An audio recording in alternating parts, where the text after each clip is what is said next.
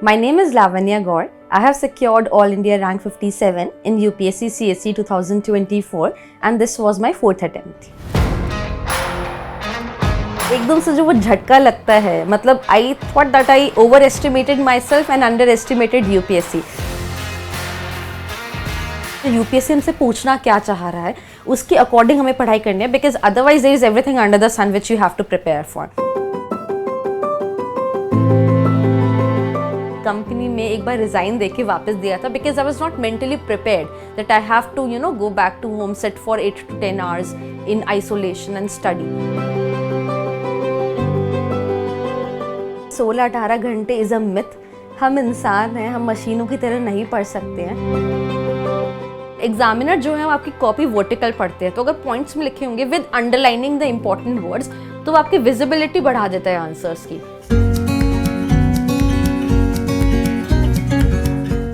जितना आप रिवाइज करेंगे उतना आपके कॉन्सेप्ट्स क्लियर होंगे, दिमाग पे बैठेंगे, पेपर में निकलेंगे. मेंस के सिलेबस के हर एक पॉइंट पे आपके नोट्स होने चाहिए. मेरे साथ इतने सारे फ्रेंड्स थे जो मतलब OR या कहीं से प्रिपेयर कर रहे थे एंड वो पूरे टाइम लाइब्रेरी में बैठे रहते थे. मैं ब्रेक्स लेती थी, मुझे से लगता था इनिशियल अटेम्प्ट्स में कि पता नहीं है वो सब पढ़ रहे हैं, मैं एकदम ऐसे ब्रेक्स कभी फैमिली के साथ घूमने चले गए, कभी कहीं चले गए. Breaks are very important.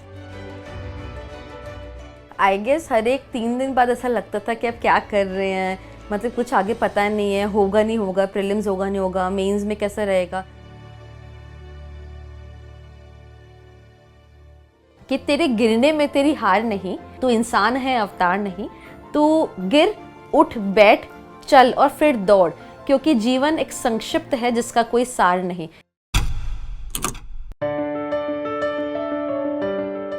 जैसा कि बहुत लोगों का ड्रीम होता है बचपन से, ऐसा कुछ मेरे साथ तो नहीं था because I am coming from an engineering background. So when I was working in an American MNC as a software engineer Salesforce, तब मुझे वहाँ 1 साल काम करके लगा कि कहीं ना कहीं money was not the motivating factor for me. It was not providing with that push. So I was looking for what next.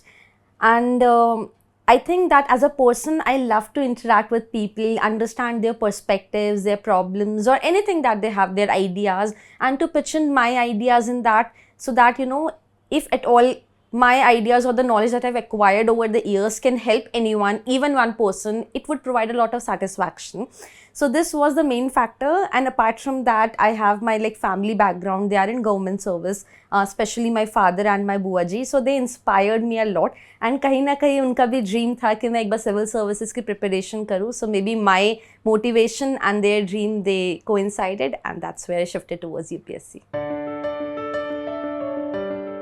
जो मुझे लगता है, मतलब बचपन से हमेशा ही पढ़ाई में बहुत अच्छे रहे हैं, सॉर्ट ऑफ टॉपर रहे हैं आपके स्कूल में, कॉलेज में, तो एकदम से जो वो झटका लगता है, मतलब I thought that I over estimated my self and under estimated UPSC. तो ये जो एक मेरा नोशन था पूरा, ये ब्रेक हुआ जब मेरा प्रीलिम्स क्लियर नहीं हुआ था 2 बार इनिशियल अटेम्प्ट्स में. तो ऑल्दो मेरी प्रिपरेशन भी उतनी नहीं थी, बट एक वो लगता है कि there is something which I am not able to do.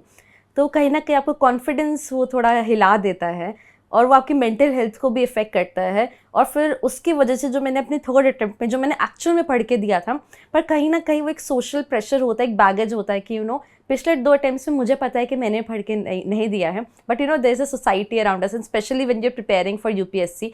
तो वो कहीं जो मेंटल प्रेशर होता है वो आपको आपकी फुल परफॉर्मेंस अचीव करने से रोकता है. तो मेंटल हेल्थ चैलेंजेस थोड़े बहुत आते हैं, plus because this cycle is so long, तो आपके फिजिकल हेल्थ पे भी काफ़ी ज़्यादा टॉल ले लेता है. मेरी आंखों में काफ़ी ड्राइज वगैरह की प्रॉब्लम हो गई थी. तो that ways I mean health challenges and you are cut off from the society. तो that ways it's So I would say that the 3 or 4 most important factors are: number 1, availability of resources, good resources. Second is availability of right mentorship or guidance, because optional men, especially when you do not have that subject in your graduation, it is very important to have that right mentor that can guide you कि आपको एक subject में PhD नहीं करनी है, paper relevant आपको पढ़ना है उस तरीके से. And third is आपका interest होना चाहिए. मे बी मैंने सोशियोलॉजी लिया, बहुत बच्चे इसलिए लेते हैं कि वो स्कोरिंग चल रहा है ऑप्शनल.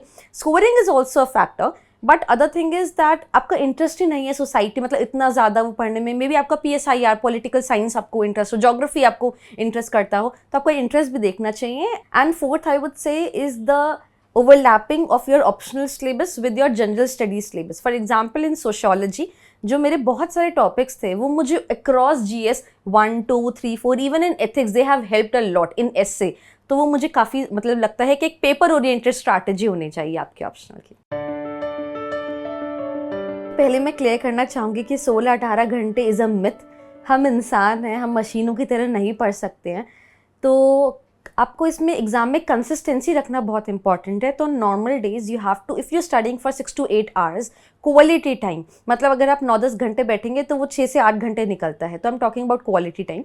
तो वो इनफ होता है. एंड ऑटोमेटिकली अगर प्रीलिम्स आ रहा है, मेंस आ रहा है या इंटरव्यू से पहले आपके ऑटोमेटिकली नंबर ऑफ आवर्स बढ़ जाते हैं, तो उसका आप ट्रैक नहीं रखते हैं. बट 16 से 18 घंटे तो तब भी नहीं हो पाते हैं, because you have to like manage your day into your hobbies, your studies, your physical activity and everything. मेरा ओवरव्यू ये था रूटीन का कि सुबह मैं उठती थी अराउंड 6:30-7 AM पे. पहले अपनी फिजिकल एक्सरसाइज करती थी मैं, जो भी योगा आप कर रहे हैं, जिम वगैरह, 1-1.5 घंटा. Then I used to sit at around 9 AM-ish. तो आपके मैं 2 स्लॉट्स रखती थी दोपहर में लंच से पहले, 2-2, 3-3 घंटे कैसे रहता था. फिर लंच करती थी मैं. लंच के बाद थोड़ा मैं नैप लेती थी, बिकॉज थोड़ा वो लंच के बाद वैसे ही रहते हैं. तो नैप ले लिया, थोड़ा फैमिली के साथ बातें कर ली. दिन शाम में again you have a slot 3 घंटे का, तो उसमें आप अपना पढ़िए. एंड रात में फैमिली टाइम होता था थोड़ा, और रात में अगर कुछ 1-2 घंटे का हो सके, अगर बॉडी अलाउ कर रही है, माइंड फ्रेश है, तो पढ़ लिया. Otherwise I used to go for a walk and then used to go to bed. So I would say इसके लिए स्ट्रैटेजी एक बनाना बहुत इंपॉर्टेंट है एग्ज़ाम के लिए. स्ट्रैटेजी को मैं बोलूँगी, जब आप एग्ज़ाम प्रोसेस की पढ़ाई स्टार्ट कर रहे हैं तो पहले आप एग्ज़ाम की डिमांड समझिए. आप PYQs एनालाइज कीजिए कि एक्चुअल में जो क्वेश्चंस, मतलब जो UPSC हमसे पूछना क्या चाह रहा है, उसके अकॉर्डिंग हमें पढ़ाई करनी है. Because otherwise there is everything under the sun which you have to prepare for. तो उसके अकॉर्डिंग आप बहुत आराम से अपने साथ बैठिए. मैं तो बोलती हूँ, अगर मतलब 2-3 हफ्ते भी देने, आप पूरा स्ट्रैटेजी अपनी बनाइए. टॉपर टॉक्स देखिए, आप वीडियोज़ देखिए, एंड देन आप और देखिए कि लोगों ने क्या सजेस्ट करा है, एंड देन आप एक अपनी स्ट्रैटेजी बनाइए. And once you have your strategy, there is no going back from your strategy. Because और ये भी एक इम्पॉर्टेंट चीज़ है कि every person has their own strategy.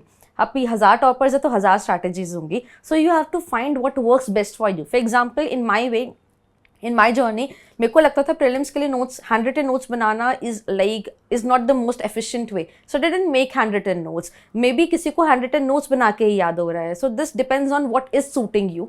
But once you have your strategy, there is no going back.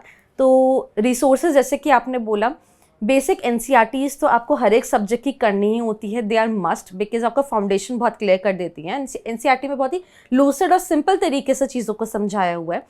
बाकी तो जो भी आप टॉपर टॉक्स वगैरह देखते हैं, if you want me to like provide some basic books के ऊपर डिटेल सोर्सेज के ऊपर, फॉर एग्जाम्पल जोग्राफी में 11th and 12th की NCERTs are very very good.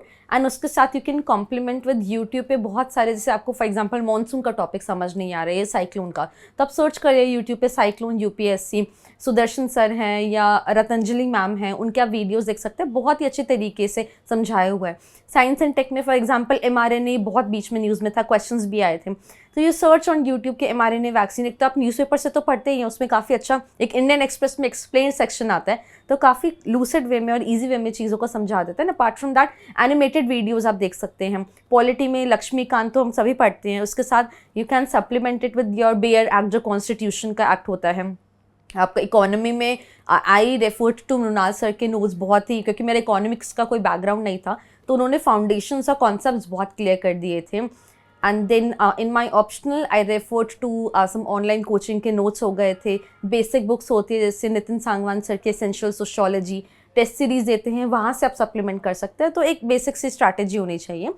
And one most important thing is that rather than going behind number of resources, is stick to some limited resources and revise them again and again. जितना आप revise करेंगे उतना आपके concepts clear होंगे, दिमाग पे बैठेंगे, paper में निकलेंगे. तो दैट्स मोर इम्पॉर्टेंट. उसके लिए वही मैं एक मैक्रो प्लान रखती थी। फॉर एग्जांपल पॉलिटी का मैंने भी एक फाउंडेशन कर लिया अभी 1-1.5 महीना लगा के।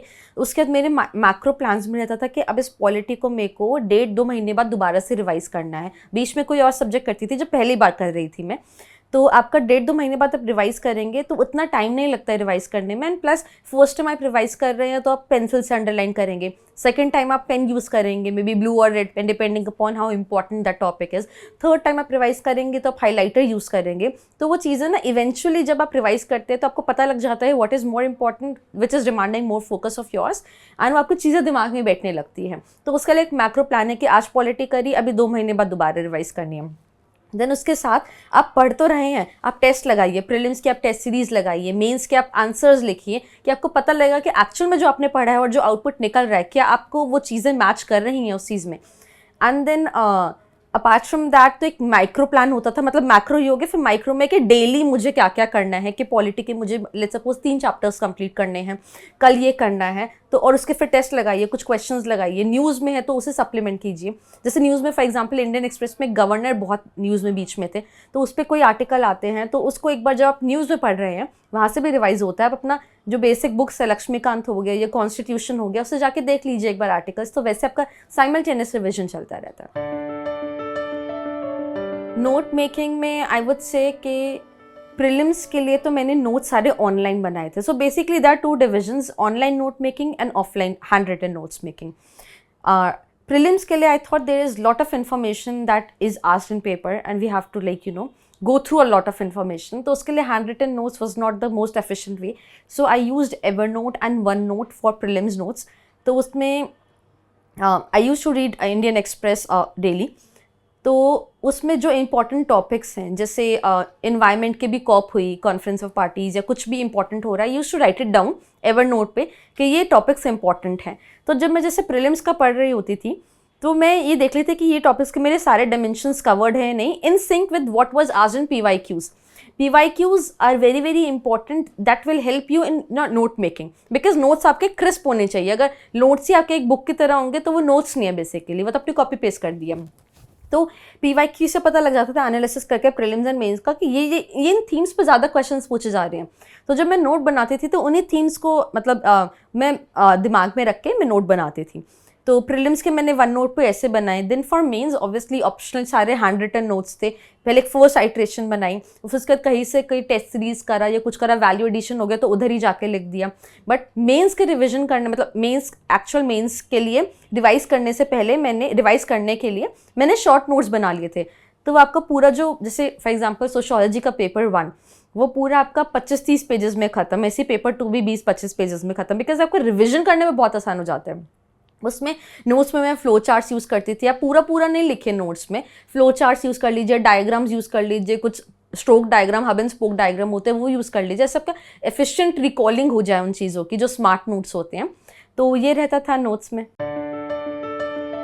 कब से करनी चाहिए के लिए, once your all the foundation of all the basic subjects, polity, economy, history, everything is done, उसके बाद आप आंसर राइटिंग स्टार्ट कर सकते हैं। आप पहले PYQs ही देखिए। जैसे फॉर एग्जांपल इकोनॉमी के एग्रीकल्चर में बड़े क्वेश्चंस आते हैं, PYQ से आपको पता लगेगा। तो एग्रीकल्चर के, और ऑब्वियसली सिलेबस जो आपका है मेंस का, वो अब देखिए कि एग्रीकल्चर में कौन कौन से थीम्स है। इरिगेशन है, उसमें माइक्रो इरिगेशन पे काफ़ी आते हैं, या फार्मर्स के ऊपर जो सारे ट्रेंड्स वगैरह चलते रहते हैं। तो उनको देख के आप मेंस के सिलेबस के हर एक पॉइंटर पे आपके नोट्स होने चाहिए। एक पॉइंटर पे आपके 2 या 3 पेजेस के नोट्स मैक्सिमम। फिर आंसर राइटिंग में जब आप PYQs पढ़ेंगे तो आप उसमें पहले समझने की कोशिश कीजिए कि क्वेश्चन फ्रेमवर्क क्या है। डिवाइड कीजिए क्वेश्चन को कि ये 1, 2, 3 चीज़ें पूछी हुई हैं, डिमांड ऑफ द क्वेश्चन जिससे बोलते हैं। फिर आंसर फ्रेमवर्क आप स्ट्रक्चर कीजिए कि इसमें आप ऐसे स्टार्ट कर सकते हैं। कोई इंट्रोडक्शन आप कोई डेटा से स्टार्ट कर सकते हैं टू सब्सटैंशिएट, कि एग्जामिनर को भी लगेगा कि बच्चे ने पढ़ रखा है, या कोई अच्छी सी कोटेशन से स्टार्ट कर सकते हैं इफ़ इट इज़ रेलिवेंट, या आपका कोई कॉन्स्टिट्यूशनल आर्टिकल हो गया पॉलिटी में, तो उससे आपको लगता है कि बिल्कुल मतलब to the demand of the question पे आ रहे हैं। उसके बाद अब जो क्वेश्चन फ्रेमवर्क की डिमांड 1 है, उसका आप एक हेडिंग बना के 2-3 उसके अंदर पॉइंट्स लिखिए, 4-5 पॉइंट्स लिखिए, 10 मार्कर का मैं बता रही हूँ, उसके लिए एक्सपैंड कर सकते हैं। डिमांड 2 के लिए आप 4-5 पॉइंट्स लिखिए, फिर 2-3 लाइन का कंक्लूजन। तो इससे आपको क्या होगा, एक तो I won't suggest paragraph writing में लिखना, मतलब लोगों को सूट करता होगा, बट एग्जामिनर जो है वो आपकी कॉपी वर्टिकल पढ़ते हैं, तो अगर पॉइंट्स में लिखे होंगे with underlining the important words, तो वो आपकी विजिबिलिटी बढ़ा देता है आंसर्स की। प्लस उसके लिए आप आंसर राइटिंग में आप मैप्स यूज कीजिए, जैसे फॉर एग्जांपल चोला आर्किटेक्चर पे या चोलास का कुछ पूछा हुआ है, तो छोटा सा साइड में मैप बना के, वो इंडिया का मैप बना के चोलास वाला वो टाइम पीरियड लिख दीजिए और वो शेड कर दीजिए पोर्शन, तो उससे थोड़ा थोड़ा वो जो मोनोटनी होती है एक रिटन फॉर्मेट की वो टूट जाती है, तो एग्जामिनर को भी अच्छा लगेगा। डायग्राम्स यूज कीजिए। तो आई वुड से बहुत बहुत इंपॉर्टेंट है, मेरे साथ इतने सारे फ्रेंड्स थे जो मतलब ORN या कहीं से प्रिपेयर कर रहे थे, एंड वो पूरे टाइम लाइब्रेरी में बैठे रहते थे एंड वो ब्रेक्स नहीं लेते थे। जब मैं ब्रेक्स लेती थी मुझे से लगता था इनिशियल अटेम्प्ट्स में कि पता नहीं है वो सब पढ़ रहे हैं, मैं एकदम ऐसे ब्रेक्स, कभी फैमिली के साथ घूमने चले गए, कभी कहीं चले गए, and literally they are facing physical issues, they are facing mental health issues, मतलब I have literally seen that. तो वो उसने तो मेरे और री एम्फेसाइज कर दिया इस चीज़ को कि breaks are very very important.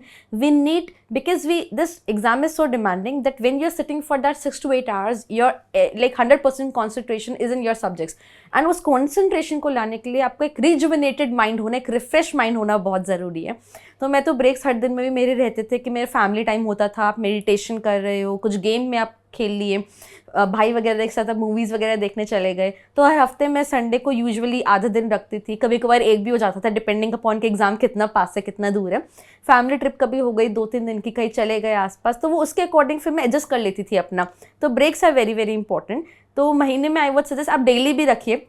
Hobbies आपको रोज़ परस्यू करनी है, आप 1 घंटा या 1.5 घंटा जितना भी आप निकालिए, तो क्योंकि बिकॉज आपको एनर्जी देगा अच्छे से पढ़ने के लिए। एंड महीने में आई वुड से कि आप हर एक संडे को आधा दिन रख सकते हैं, 1 दिन भी रख सकते हैं, if you have that bandwidth, अपना स्ट्रैटेजी वगैरह के अकॉर्डिंग चल रहा है तो वो हो जाता है adjust. Breaks are very important.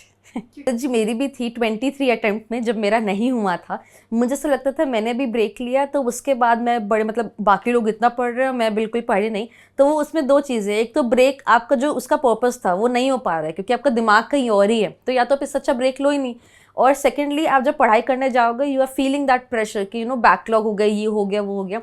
तो एक तो आप अपना स्ट्रैटेजी इससे बनाइए, and I would say that this is a part of life, this is not bigger than life, and life में not everything go as per your plan। तो एक मैक्रो प्लान होना ज़रूरी है, बट कहीं इधर उधर हो भी जाता है तो मैनेजेबल है, वो आप अगले दिन में भी थोड़ा एक्स्ट्राज निकालिएगा, कुछ लग रहा है कि ज़्यादा पीछे चले गए, कुछ ऐसे हो गया, काफ़ी कंटेंट रह गया। बट ब्रेक्स आर इंपॉर्टेंट क्योंकि वो साइकोलॉजी, जब मैंने भी 24 अटेम्प्ट में जब मेरा रैंक आई इस साल, was very clear when I was taking break, I just forgot about every UPSC, like all UPSC things. I just indulged in the activities that I was pursuing, and I think that it has benefited me a lot. I would say it's my perspective. Everyone can have their own. Initial अगर आपका Y clear है, strategy clear है, तो initial 1-2 attempts में अगर आप plan भी नहीं रखेंगे तो इट्स ओके, 1-2-3 अटेम्प्ट्स में आई वुड से। बट उसके बाद कहीं ना कहीं अगर आप इम्प्रूव कर रहे हैं बट कुछ चीज़ें साथ नहीं दे रही हैं, तो आप प्लान बी के बारे में सोच सकते हैं। यू कैन गिव स्टेट के PCS एग्ज़ाम्स होते हैं, या for example in my case tech में आप जुड़े हुए हैं, तो if it didn't work for me तो मैं टेक्नोलॉजी में दोबारा सॉफ्टवेयर इंजीनियरिंग में या कुछ ऐसे लाइन में जा सकती थी। और कोई भी अगर आपकी हॉबी में आजकल अगर आपको बोलने का शौक है तो you can just read about a lot of stuff and share things on, you can start a podcast on YouTube, anything, like there are many things. तो आई गेस हर एक 3 दिन बाद ऐसा लगता था कि आप क्या कर रहे हैं, मतलब कुछ आगे पता नहीं है, होगा नहीं होगा, प्रीलिम्स होगा नहीं होगा, मेंस में कैसा रहेगा, बिकॉज एक लक फैक्टर भी होता है कहीं ना कहीं। You have done your hard work in smart work, but there are some things that you are not in your control. तो वो 3rd-4th दिन ब्रेक डाउन आना लाजमी था, और उसी के लिए जो हमने बात करी, ब्रेक्स आर वेरी इंपॉर्टेंट। वो आपको एकदम फ्रेश कर देते हैं कि कोई नहीं, मतलब कि विल डू। एंड ऑब्वियसली अगर आप कहीं ना कहीं as humans we all feel demotivated, तो उसके लिए why you are doing UPSC वो कहीं आप लिख के रख लीजिए। मैंने जैसे अपनी स्टडी टेबल पे सामने लगाया था कि क्यों मुझे UPSC करना है। मैंने जॉब छोड़ी, उसके बाद मैंने UPSC का डिसाइड करा, तो there was something that were in my mind when I decided to pursue UPSC। तो वो मेरा वाई बहुत स्ट्रॉन्ग था, तो इसलिए वो मुझे मोटिवेट करता रहता था। And apart from that I mean जितना फैमिली को, पेरेंट्स, ग्रैंड पेरेंट्स को थैंक यू करें, मतलब उनके लिए तो हम कभी, thank you is a very small word, because the way they supported me throughout my journey. एक फैमिली का जो सपोर्ट रहता है, मतलब मेरे लिए personally if family wasn't there I couldn't have done UPSC. तो इतना सपोर्ट करते थे वो, घुमाने ले जाते थे कुछ. आई वॉज अ बिग फूडी, तो अपना खा के मतलब एकदम मूड चेंज हो जाता था. तो एकदम आप थोड़ा उस प्रोसेस से बाहर आ जाइए. अगर आपसे नहीं हो रही है तो आप 2-3 दिन का ब्रेक ले लीजिए, फिर आप दोबारा आइए. तो वो 2-3 दिन का ब्रेक आपको अगले 1-1.5 महीने के लिए सेट कर देगा. एंड ऑब्वियसली आप छोटे छोटे ब्रेक्स तो लेते ही रहिए. तो सबके में डिमोटिवेशन आता है, बट कुछ आप सुन लीजिए, अच्छा कुछ सॉन्ग सुन लीजिए, नो भजन सुन लीजिए, कुछ मोटिवेशनल चीज़ सुन लीजिए. वो इनिशियल किक मिलता है, बट आपका वाई बहुत क्लियर होना चाहिए. वो I have done my, I am a science student in 11th-12th. Then I did my computer science engineering from Indira Gandhi Delhi Technical University. Throughout my college, like I got various scholarships by Google to Sydney to Hawaii, and I interned with Google. Then post that I worked at Salesforce for about an year. So I was a hardcore techie. Today also I love technology, reading about new stuff and implementing them in daily life. तो सब हम दोस्तों के placement वगैरह लगी थी, तो 1 साल बड़ा एकदम मतलब काम करा, मज़े करे, सब करे. And the Bangalore Hyderabad life, Friday Saturday Sunday you are off from the office work. So कहीं ना कहीं वो डिसाइड करके यहाँ आना, एक तो उसके लिए बहुत मेंटल, मतलब एक मेंटल रेजिलियंस की ज़रूरत है. Because it happened with me कि मैंने कंपनी में एक बार रिज़ाइन दे के वापस दिया था, because I was not mentally prepared that I have to go back to home, set for 8 to 10 hours इन आइसोलेशन एंड स्टडी. तो वो एक आप मेंटली प्रिपेयर्ड हो जाते हैं, एंड फैमिली सपोर्ट कर रही है कि आप जो भी जाके कीजिए. इस मामले में आई वुड से कि I was a little bit privilege, specially as a girl child, because कहीं उसमें फैमिली सपोर्ट नहीं करती है. तो मैं रिक्वेस्ट भी करना चाहूँगी इसके माध्यम से कि अगर if your child is capable and if they want to pursue any dream, parents should be very supportive and eventually they will feel proud of your child. तो यहाँ से जब मैं वापस आई तो मेरे फ्रेंड्स जो थे, लकीली ज़्यादा फ्रेंड्स नहीं थे जो क्लोज फ्रेंड्स थे, वो हमेशा से बहुत सपोर्टिव रहे हैं. मतलब even when I was like in my low phase, वो हमेशा से कॉल करके बोलते थे. एंड मतलब उन्होंने कभी फील ही नहीं होने दिया कि वो इतना अच्छा कर रहे हैं, वो अच्छा कर रहे हैं. मतलब इन फ्रेंड्स ऐसे थे कि अगर वो अच्छा करते थे तो मुझे अच्छा लगता था, अगर मेरी सक्सेस हो रही है तो उनको अच्छा लग रहा है. तो आई थिंक इस एटमॉस्फेयर में एक जो रियल फ्रेंड्स होना मुश्किल है, but if they are with you that everything is possible. Secondly I was completely cut off from social media. तो वो एक फोमो का सबसे बड़ा फैक्टर हट जाता है, इंस्टाग्राम फेसबुक पे नहीं हो. बिकॉज अभी जैसे मैं रिजल्ट के बाद दोबारा से मैं सोशल मीडिया ज्वाइन करा है, it was like an information explosion, and your mind is actually just consuming information, didn't get the time to process. जो एस्पिरेंट्स अभी प्रिपेयर कर रहे हैं, आप बहुत ही ध्यान दीजिए कि आपकी जो स्ट्रैटेजी है वो बहुत ही क्लियर एंड कंसाइज है, and you are comfortable with your strategy. Don't try to replicate what the toppers are saying. Secondly, have limited resources and उन्हीं को बार बार रिवाइज कीजिए, कंसोलिडेट कीजिए एंड अगेन रिवाइज कीजिए. एंड आप PYQs are must for getting what the demand of the exam is. PYQs should be complemented or supplemented with your prelims and mains के test series. and answer writing पे आप focus कीजिए and ढंग से उसको decipher करके मतलब आप इम्प्रूव कीजिए, because mains is something that is getting you rank. तो आंसर राइटिंग के आप बहुत अच्छे से प्रैक्टिस कीजिए और समझिए डिमांड ऑफ द क्वेश्चन क्या है और उसी के अकॉर्डिंग लिखिए, specially for the students who are giving mains this year.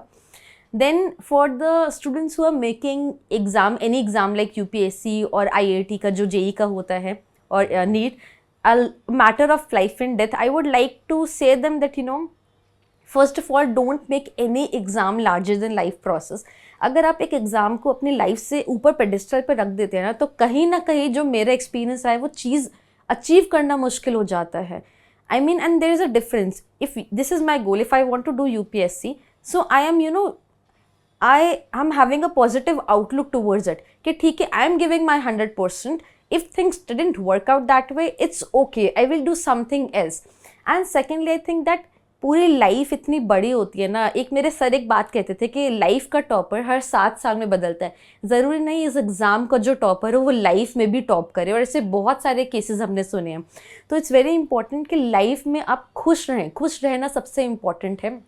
अपनी मेंटल हेल्थ का ध्यान रखिए, अपनी हॉबी परस्यू कीजिए. अगर आपको कोई गेम खेलना अच्छा लगता है, गाने सुनना अच्छा लगता है, गोइंग फॉर अ वॉक, अगर ये चीज़ें आपको मेंटली काम करती है, परस्यू दैट. बिकॉज हमेशा एक चीज़ याद रखिए कि मतलब 8 बिलियन जो भी वर्ल्ड की पॉपुलेशन है, you are only one of your kind, there is no one like you, तुम्हारे जैसा डीएनए किसी में भी नहीं है. So just embrace that individuality, just embrace yourself and be happy, that's the most important thing. 2-3 बहुत अच्छी lines जो मुझे लगती है, एक तो ये थी कि 99.9% of your problems are in your head. क्योंकि जो हम इतनी चीज़ें सोच लेते हैं, ऐसा नहीं हुआ तो क्या हुआ, मेरा यूपीएससी नहीं हुआ तो क्या होगा, फिर उसके बाद क्या होगा, वो सब केवल दिमाग में है. बिकॉज आप अपना काम कीजिए, आपके हाथ में केवल काम करना है. वो जो एक भगवत गीता का बहुत अच्छा श्लोक है, कर्मण्यवाधिकारस्ते मा फलेषु कदाचन, तो आप इसको रोज़, मैं मतलब मेरी मम्मी मुझे बोलती थी कि तुम इसे रोज़ 1-2 बार सुबह उठ के बोलो, तो कहीं ना कहीं वो चीज़ें ना हमें सबकॉन्शियस में आने लगती है कि कंट्रोलिंग द कंट्रोलेबल्स. तो हमारे में पढ़ना है हाथ में, एंड बाकी देयर इज़, आप ऊपर वाले पे छोड़ दीजिए. अगर आपने अपनी ऑनेस्टी रखी अपनी प्रिपरेशन से, तो जो होगा अच्छा होगा. If not UPSC, there are many other things in the world, especially in 21st century, where you can, just shine like anything if you have been honest to yourself. तो ये था. एंड बाकी एक और मुझे अभी कोट याद आ रहा है कि तेरे गिरने में तेरी हार नहीं, तू आदमी है अवतार नहीं, तू इंसान है अवतार नहीं, तू गिर, उठ, बैठ, चल और फिर दौड़, क्योंकि जीवन एक संक्षिप्त है जिसका कोई सार नहीं. मतलब हम इतना ज़्यादा इतना एफिशिएंसी और कि एकदम आइडियल तरीके से चलने की कोशिश करते हैं, उसमें कहीं ना कहीं हम, अगर कुछ चीज़ें हमारे प्लान के अकॉर्डिंग नहीं जाती तो बड़ी जल्दी डिमोटिवेट हो जाते हैं, कंपैरिजन करने लगते हैं. बट आई थिंक कि आप अपना कीजिए. अगर प्लान के अकॉर्डिंग कुछ चीज़ें नहीं भी चल रही तो it's okay, it's life. I mean, you should not make any exam bigger than your life. Take this as an exam only.